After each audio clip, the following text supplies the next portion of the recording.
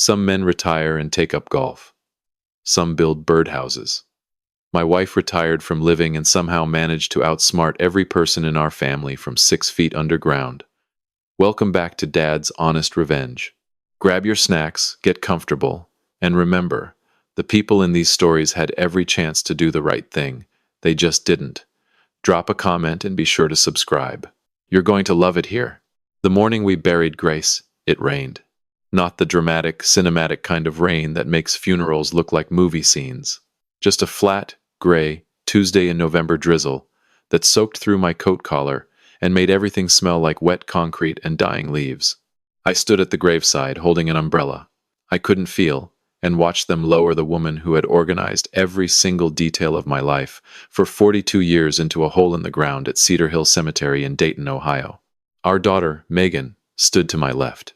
She wore sunglasses even though there was no sun, which I thought was a bit much, but I kept that observation to myself.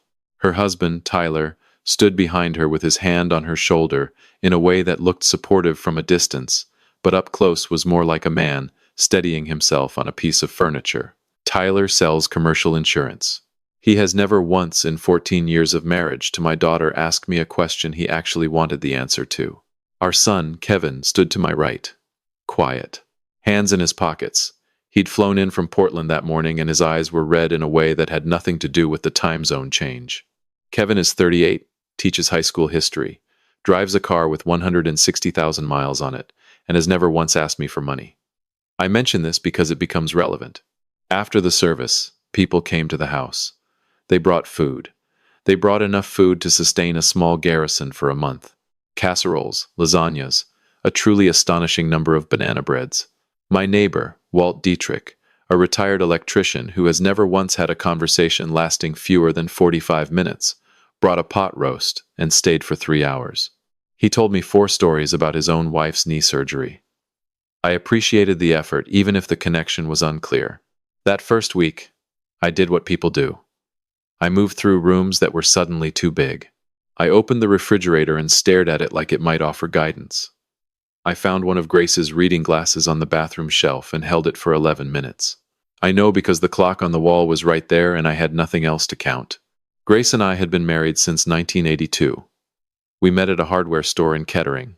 She was trying to return a box of wood screws that she'd bought the wrong size of, and she was arguing with the clerk with a level of conviction that I found both terrifying and deeply attractive. I walked over, identified the correct screw size she actually needed, and she looked at me like I had just solved a moderately important national crisis. We were married 7 months later, 42 years. 2 kids. 1 house, a 3-bedroom Cape Cod on Willowbrook Lane that we bought in 1986 for $74,000 and had lived in ever since. The furnace had been replaced twice. The kitchen had been remodeled once, badly, and then once more, correctly, after Grace took over. The maple tree in the front yard that I planted the year Kevin was born was now taller than the house. That was my life. That was our life. And now it was just my life, and it fit strangely, like a coat that had been tailored for 2 people and suddenly only had 1 person inside it. 3 weeks after the funeral, I got a phone call that rearranged my understanding of everything. The call came from a woman named Sandra Okafor.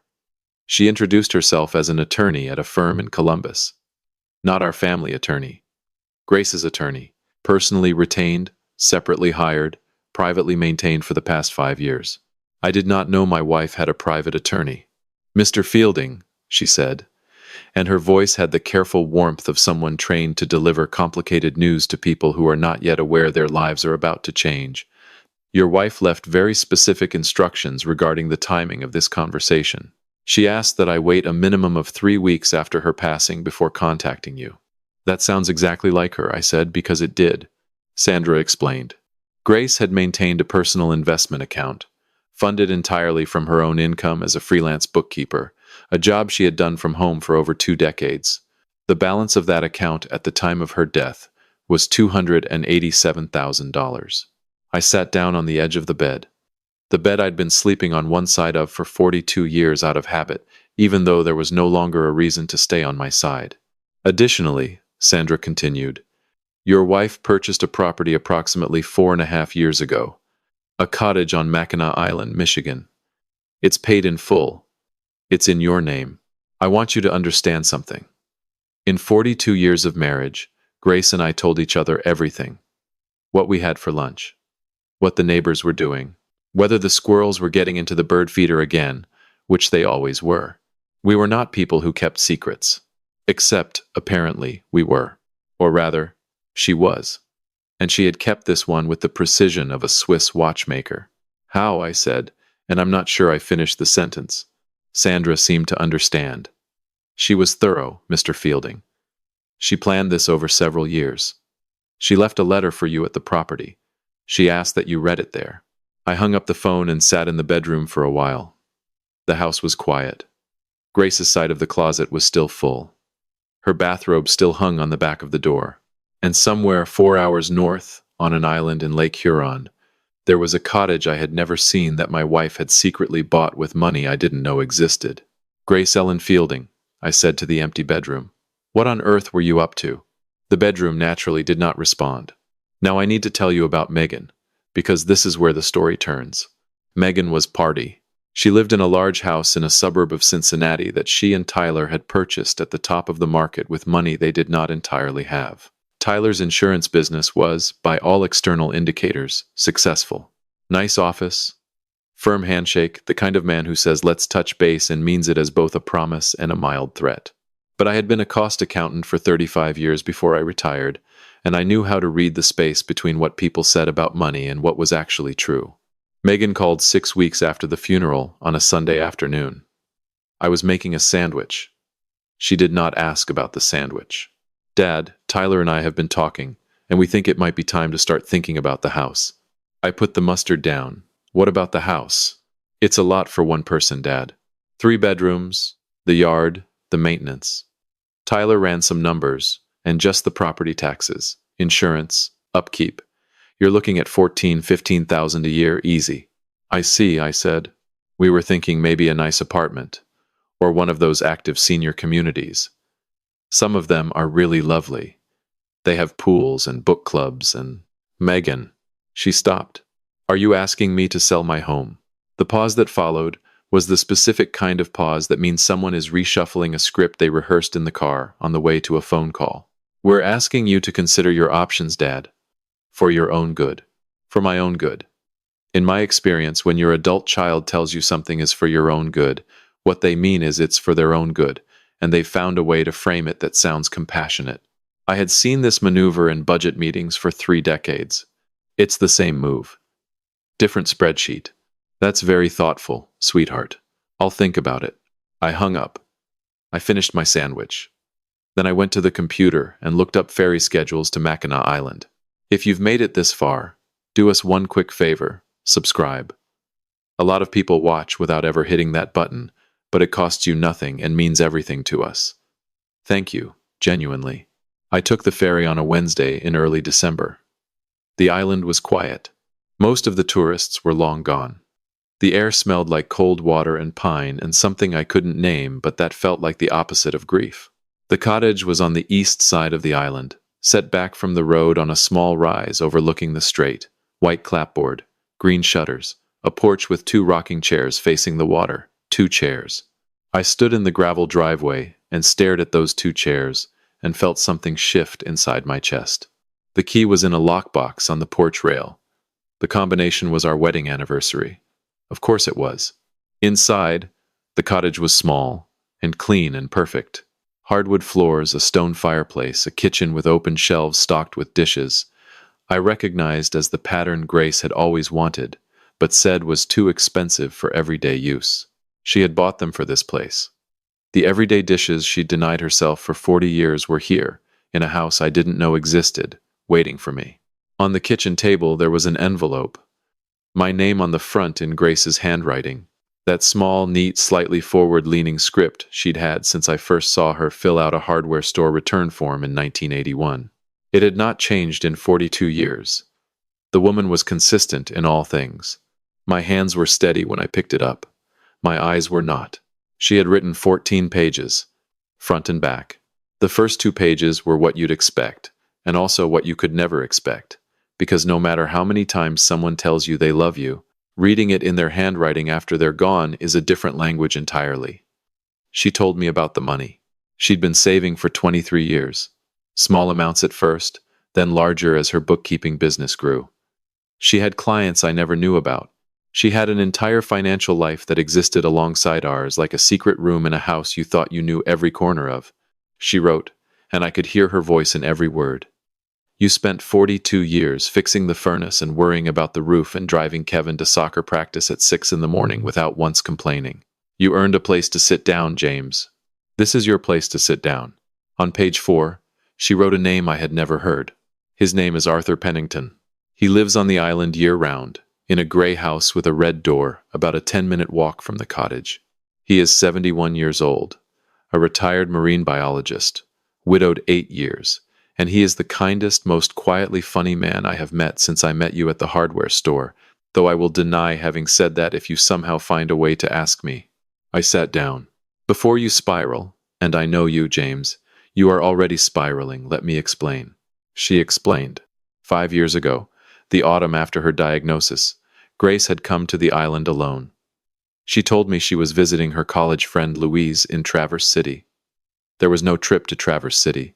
There was a real estate listing she'd found online, and a ferry ticket, and a woman who had just been told her heart was failing and who decided, with the ruthless clarity that only a terminal diagnosis provides, that she was going to make sure her husband was not left alone in a house full of memories with no reason to walk outside.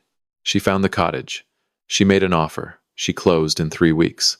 And on her second visit, she was walking the shoreline trail when she met a man sitting on a bench with a pair of binoculars and a field guide to Great Lakes birds. She wrote, he was watching a common loon and he described its diving pattern with such genuine enthusiasm that I sat down next to him without being invited and said, tell me more. We talked for 2 hours. He told me about losing his wife, Patricia. I told him about my diagnosis. And by the time the sun went down, I had made the kind of friend you only make when both of you have stopped pretending everything is fine. Over the next 5 years, Grace came to the island regularly. Her weekends with Louise were weekends at the cottage. Arthur helped her furnish it. He fixed the porch steps. He recommended the dishes. He had a key and had been maintaining the property for the past 14 months while Grace was too ill to travel. She wrote, I am not telling you what to feel, James. I am not setting you up on a date. I would never be that presumptuous. I laughed out loud at that. Grace was the most presumptuous person I had ever known, and she knew it, and she leaned into it like a profession. I am telling you that there is a man 10 minutes away who already knows about your obsession with the 1,975 Reds, your irrational loyalty to that dreadful recliner, and the fact that you cried during the last 15 minutes of Field of Dreams and tried to blame it on onions, even though we were not cooking onions, and had not cooked onions that day or any day that week. He knows these things because I told him, and he laughed at every single one. Not at you. With you. There is a difference. All I'm asking is that you go knock on the red door. The rest is yours. I folded the letter. I put it back on the table. I walked out to the porch and sat in one of the 2 rocking chairs and looked out at the dark water of the strait and the lights of the Upper Peninsula in the distance. The air was cold and clean and smelled like pine, and the particular kind of silence that only islands have at night. You are something else, I told her, into the cold air. A gull called somewhere over the water. I decided to take that as a response. I did not go to the red door that night. I unpacked. I made coffee with the grounds I found in the cabinet, Grace's brand. The good stuff, she said, was a waste of money, but bought anyway. I spent the first full day simply being in the cottage, learning it. The quilt on the couch had a small embroidered tag on the corner. A.P. Arthur Pennington. I held that tag between my fingers for a while. The bookshelf had Grace's mystery novels, her crossword puzzle books, and tucked between 2 of them, a photograph. Grace and a tall, silver-haired man standing on the cottage porch, both laughing at something outside the frame. The kind of laugh that doesn't know it's being photographed. On the back, in Grace's handwriting, my 2 favorite people will meet eventually.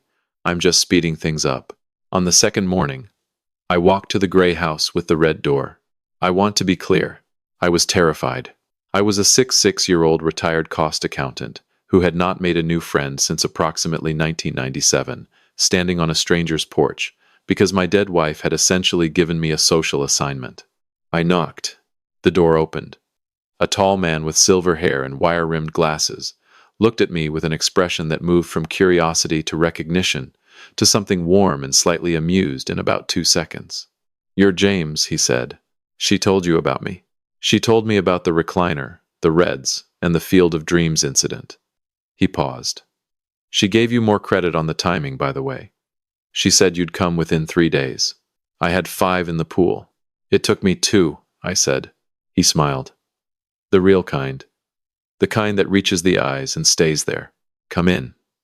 I just made coffee and I've got about 5 years of stories about your wife that are going to make you laugh until you can't breathe.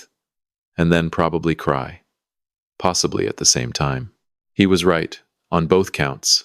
We sat in his kitchen for 3 hours that first morning. He told me about meeting Grace on the shoreline, the loon, the binoculars, the 2 hours of talking that turned into 5 years of friendship. He told it like a man who had examined the memory from every angle and still found it remarkable. "She sat down on that bench like she owned it," Arthur said. "And she looked at my binoculars and said, 'Are those the Nikon Monarchs? Because I've been reading about those, and I have questions.' She had never held a pair of binoculars in her life. I found that out 3 weeks later. She just wanted to start a conversation, and she decided ornithology was the fastest route." I laughed. A real one. The first real laugh since November. It surprised me so much I had to set my coffee down. "That," I said, "is the most Grace thing I have ever heard." Arthur looked at me over his glasses. "She talked about you every single time she was here, James. Every time. I know about the maple tree. I know about the furnace. I know you once drove 4 hours in a snowstorm to pick up Kevin from college because he sounded sad on the phone and you didn't even tell him that's why you came. You just showed up with a bag of his favorite bagels and said you were in the area." "I was in the area," I said. Arthur gave me a look of patient, kind disbelief and moved on. If you've been listening for a while and want stories like this to keep coming, it really helps if you hit that like button and subscribe. 97% of people never do. But it's what keeps this whole thing running. So, thank you, for real. Over the next 2 weeks, something quiet happened. Arthur and I fell into a routine the way 2 careful people do when neither of them is rushing, and both of them understand that the good things in life generally don't announce themselves. Mornings, I made coffee at the cottage. Some mornings, Arthur knocked on the door and I poured a second cup. Some mornings, we walked the shoreline trail in silence and watched the water, and that was enough. He showed me where the loons nested in the spring. I fixed the hinge on his garden gate that had been broken for, according to him, a period of time he preferred not to specify. He cooked dinner on a Thursday. Whitefish, simply done, with lemon and dill. I washed the dishes afterward and we debated whether the 1,975 Reds were the greatest team in baseball history. His position was yes. My position was also yes, but with caveats, and we enjoyed the caveats enormously. "Grace would have loved this," I said at one point. Arthur smiled into his coffee. "She planned this, James. All of it. The cottage, the chairs, the dishes. Us sitting here arguing about baseball. She had the whole thing mapped out." "I know," I said. "She once reorganized our entire garage while I was at a dentist appointment. Came back and every tool was labeled and sorted by frequency of use. The woman did not do anything halfway." And then on a Monday morning, 3 weeks into what I had started thinking of as the first new chapter of my life, my phone rang. It was Sandra Okafor. Her careful voice was more careful than usual. "James, I need to let you know about a development. Megan has retained an attorney. They filed a preliminary motion to challenge the structure of Grace's estate. Their position is that the personal account and the island property should have been disclosed as marital assets and are therefore subject to family distribution." The morning went still. "She's trying to take the cottage," I said. "She's asserting a claim to what she considers shared family assets. Including the property, yes." I stood up from the rocking chair. I walked to the porch railing and looked out at the strait. The water was gray and calm and completely indifferent to the Fielding family's problems. "Sandra, can she do this?" "She can file.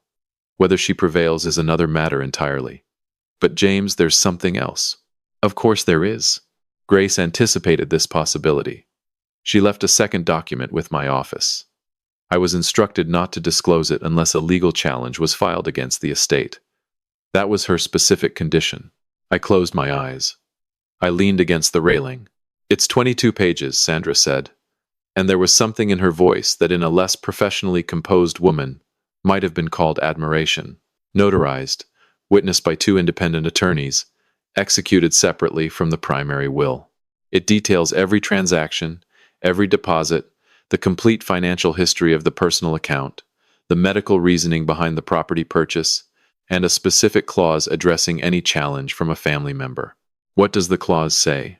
Sandra paused. In Grace's own words, and I'm reading directly, "In the event that Megan or any member of my family challenges this estate rather than honoring the wishes of a woman who spent 4 decades loving them without condition, the full balance of the personal account shall be donated to the Mackinac Island Conservancy in my name, removing it permanently from family consideration.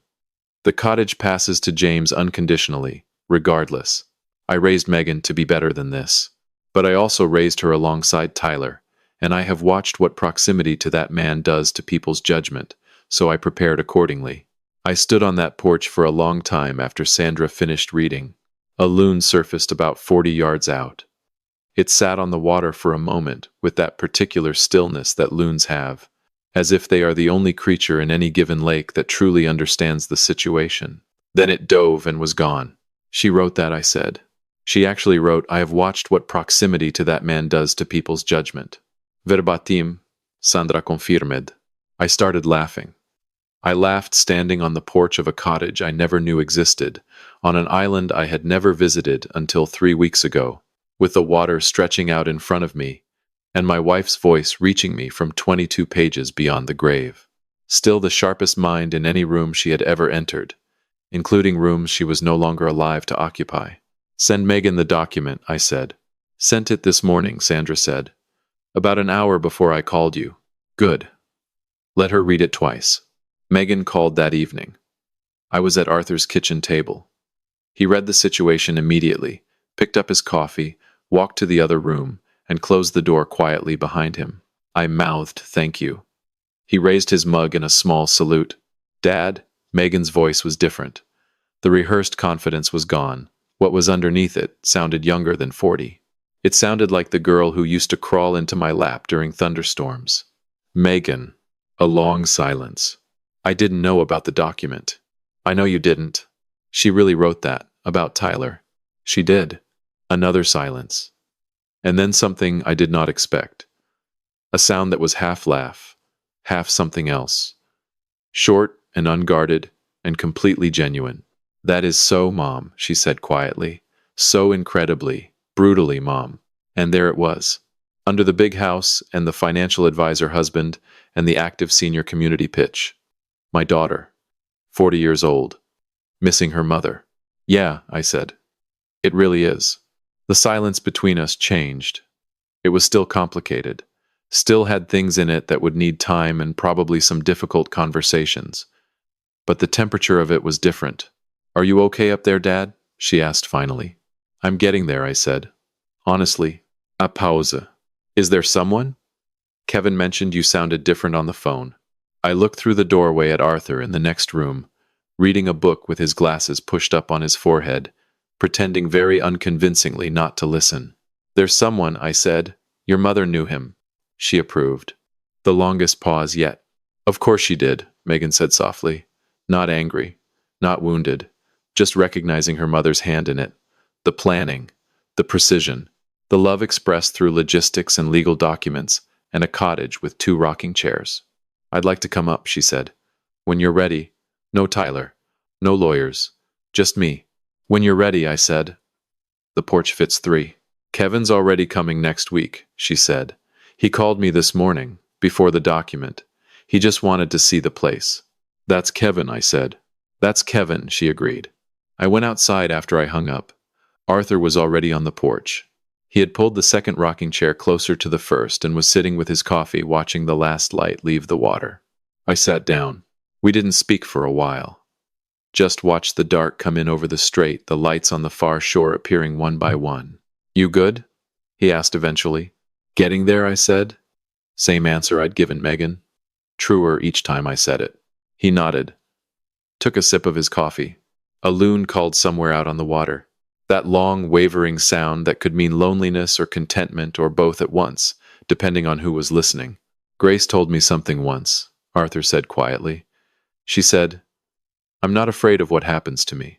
I'm afraid of him sitting in that house alone, eating soup and watching the news and calling that a life. I didn't say anything for a moment. I think she fixed that, Arthur said. I looked out at the water, at the stars coming in, at the red door of the gray house 10 minutes down the road that I now knew how to walk to without thinking about the route. I thought about a woman who had loved me with such ferocious thoroughness that she'd spent 5 years secretly building me a life to step into when she could no longer be part of mine, who had found me a friend on a bench with a pair of binoculars, who had written 22 pages of legal armor and tucked them away with an attorney just in case, who had put 2 rocking chairs on a porch facing the most peaceful water I had ever seen and waited, with patience I did not deserve, for me to find my way to one of them. Yeah, I said. I think she did. Somewhere out on the strait, the loon called again. And for the first time since November, sitting on that porch in the dark with the cold air and the stars and the sound of the water against the rocks below, I answered back. I'm good, Grace. I'm good. If you enjoyed this story, join our community by hitting that like button and subscribing for more real, honest, family-centered stories. And as always, thank you for being here.